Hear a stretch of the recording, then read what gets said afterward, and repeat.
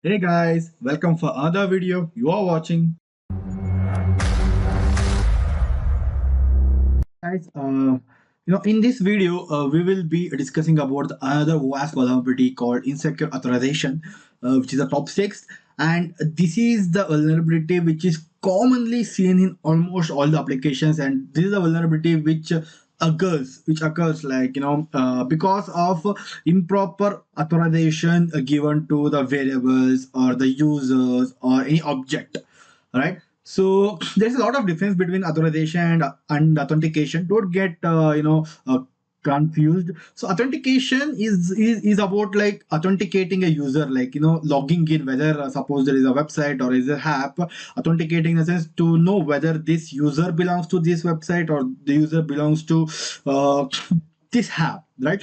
Authorization is special feature or category we can tell, like, so the user is authenticated, but is he authorized to use so and so feature, like XYZ feature? Is he authorized or non authorized to use the X and Y feature? So these are the things like we have to keep in mind, so don't get confused between authentication and authorization. So common things which we see while we're doing insecure authorization vulnerability attack. So you have to look it for the hidden endpoints like IDs or something like project ID or role IDs. So that like what happens, if at all, if you can modify the ID. Suppose there is a role ID called 1. Okay, that can be accessed only by Sharan. Assume. Okay, there is another guy called Ramesh. His role ID is 2, which like that API endpoint based on a role ID displays the user information. So if at all, if I logged in as a Sharan and I modifies the role ID as 1 to 2, if at all, if that app or also web gives information about your like user role 2, then it will be vulnerable for insecure authorization or IDOR, because there is no proper authorization implemented to check whether which user is checking for user information. It is just randomly giving an information, right? So those are the things come under insecure authorization. It is also called as IDOR vulnerabilities, and like the commonly the most impactful attack in insecure authorization is, suppose I have a, like there is a one website I have joined as a user, like normal local user. If at all, if IDOR is available, we can escalate the user level to admin level and take over the entire admin panel, right? If any attacker gets an access to admin panel, then complete he can do whatever he want.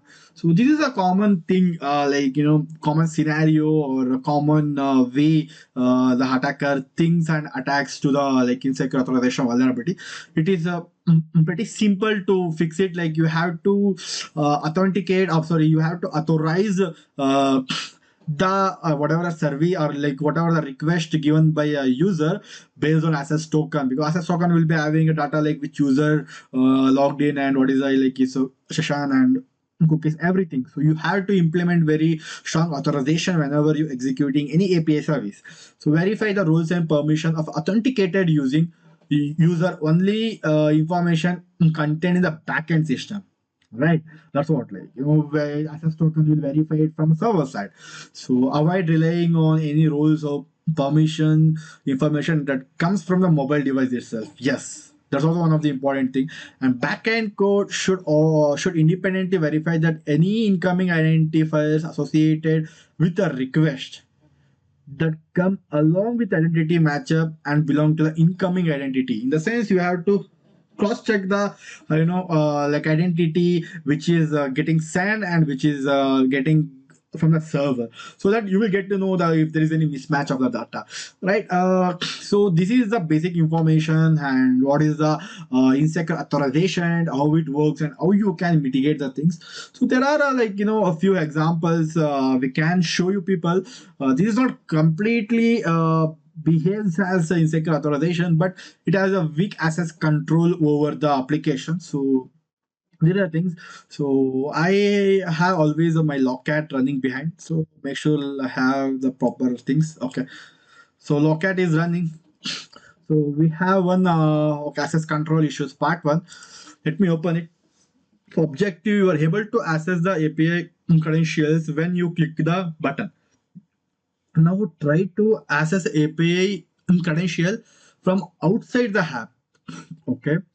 So components of an app can be accessed from the app or a users if they are not properly protected. Components such as activities, service, content providers are prone to this. Okay. So let me open and see which activity gets executed.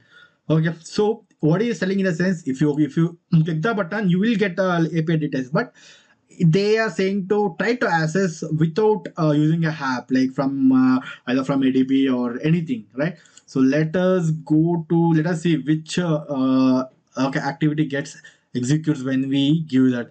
uh, yeah, okay. Here create activity. So this is the activity responsible for that. So let we have a Jadax also. Let me see our code. API collects activity. Okay, access control one. Okay, view creates, and this is the thing, right? Okay, we have our ADB, Windows PowerShell, right? So let us try to access it from Windows PowerShell. We saw the activity name, like what was the name activities.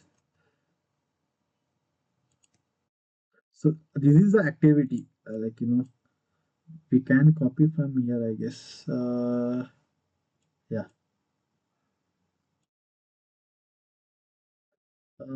Okay.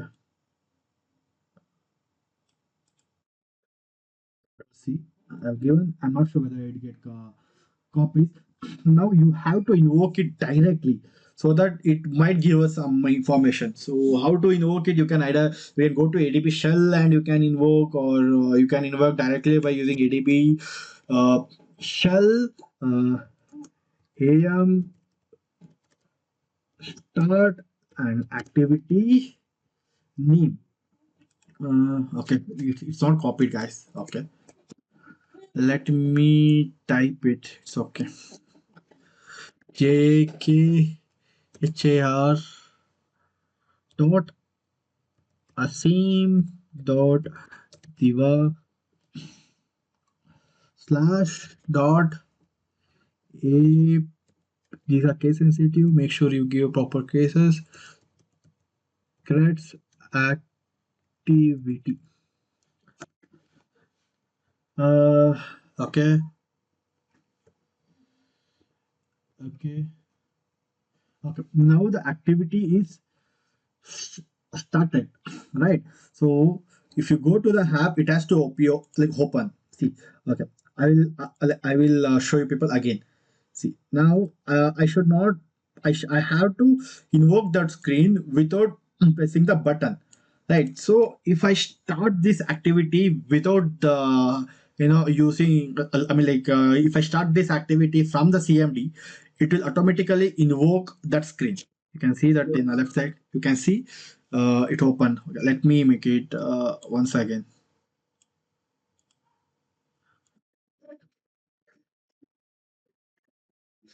Yeah, that's what, like this is like access like control over the activities are weak, like it is not so strong. Like we can invoke the activity directly, and we can see the API credentials. So this is the one vulnerability which has in access control part one. So let us see what is part two contains. Okay, here it is saying you are able to access a third party app on Twitter API credentials after you have registered with the Twitter app. The app requests you to register online, and a vendor gives you a PIN which you can use to register with the app. Now try to access API credential from outside the app without knowing the PIN. This is a business logic problem, so you may need to see the code. Okay. What is the end components of an app can be accessed from the other apps or users if they're not properly protected, and some may also accept external inputs. Okay, not an issue. So this is the access control 2, right? So let us see what is happening access control 2. Let us go to the code. Okay, am I in access control 2 activity, right?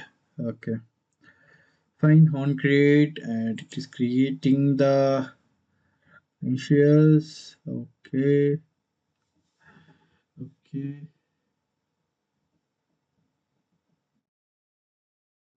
okay.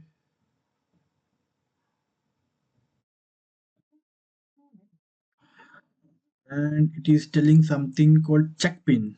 Okay, and the check pin is getting from string. So do you guys know where the strings are stored? You can okay, see, if you press on it you will get here. So check pin. So you can check for what is this check pin in strings.xml. Okay, if you go to resources, okay, not this resources, so files, values, strings, it has to be here. Yeah, okay. So this is the pin, you saw in the question, right? uh, they were mentioning, uh, without knowing the pin, so we had to set it as like something like null or false something, because we don't know, right? So let me try to execute it. Okay, where is let me open my CMD. So actually, like here, the activity is second activity. Now let me run it once so that okay, you can see it in log. It will be here. It will open the second activity. Yeah, am create activity. This one, right? Okay. Now it is like similar to the first one, but in this we have to give some extra mm, mm, parameters, because we don't have the pin that, right? Let us go back. Okay. Okay. So the it was activity two. It was what was the thing name? Epic credits two. Okay, sorry. Okay, okay. Credits two activity. Credits two activity, and so what is the action? Because we had to invoke that action, right? I didn't see the action. Uh, okay. Okay, action will be shown in Android manifest file. Sorry, you can see it. Okay, okay. Okay. This is the action. You have to copy. Okay, you're performing this action. Okay, copy. Uh, you have to give an action. This is the activity. Which activity you have to do, and on what is the action you have to do in that activity, and what is that parameter you have to check? Check pin, right? Yeah, check pin, and we have to set it as null or false. I guess yeah, it is. We have to quit false something. Uh, okay. Yes, you were right. This is how, like, you can directly. So what we did here in the sense, see, he has said that there is a mm, Twitter third party API credentials available. So if you wanna know it, you need a pin actually. So this is a business logic. Okay, so you have to exploit it without having a pin. So what we did here, we set the pin as some false, something like that. So we tried to assess it, and it do worked. Yeah, even it comes under the weak access control over the action or over the activities, right? So This about this video, guys. These are basic information of like broken authorization or broken access control. You can tell that also. So there are a lot of things in broken authorization to talk, right? So if you got any doubt or if you got some good ideas on this, you drop us in a comment section. So we'll discuss that also, right? So this is about for this video, guys. See you again in the next video. Bye bye. Take care.